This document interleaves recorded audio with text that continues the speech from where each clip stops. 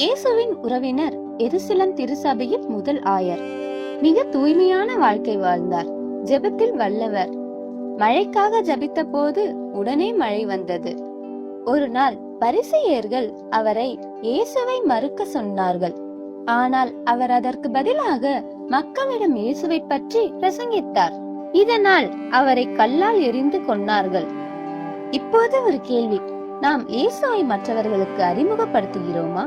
Philip போல மக்களை கடவுளிடம் கொண்டு செல்கிறோமா? அல்லது யாக்கோபு போல உண்மைக்காக நின்று பேசுகிறோமா?